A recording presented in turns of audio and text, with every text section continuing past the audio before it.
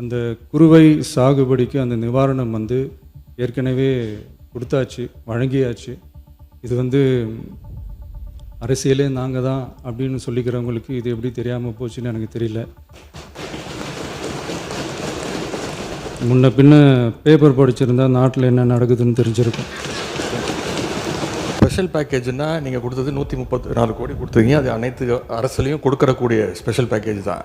இப்போ வறட்சி நிவாரண நிதி அவங்க கேட்குறாங்க. இது ரெண்டுத்துக்கும் வித்தியாசம் தெரிஞ்சுக்க வேண்டும்.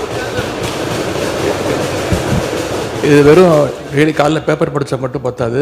அங்கே அனைத்து கட்சி கூட்டத்தை கூட்டி அனைத்து விவசாயிகளோடையும் போய் கலந்து பேசி அவங்களுடைய கோரிக்கைகள் என்னென்னு நீங்கள் தயவுசெய்து கேட்டுக்கொள்ள வேண்டும். கர்நாடகாவில் அவங்க அனைத்து கட்சி கூட்டத்தை கூட்டி முன்னாள் முதலமைச்சர்லாம் வர சொல்லி அவங்களுடைய கோரிக்கைகள்லாம் கேட்டுக்கிட்டு இருக்காங்க, தொடர்ந்து கேட்டுக்கிட்டு இருக்காங்க.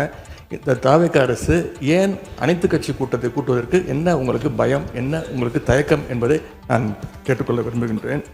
அதே மாதிரி குறுவை பாதித்த சம்பவம் இன்றைக்கி கேள்விக்குறியாக நிலையில் விவசாயிகளுடைய தொடர் கோரிக்கை டெல்டா மாவட்டங்களை வறட்சி பாதித்த மாவட்டங்களாக அறிவித்து அதற்கான உரிய நிவாரணங்களை அவங்க தொடர்ந்து கேட்டுட்டு இருக்கிறாங்க. எனவே அதையும் இந்த அரசு செய்ய வேண்டும் என்று கேட்டுக்கொள்கின்றேன். நன்றி.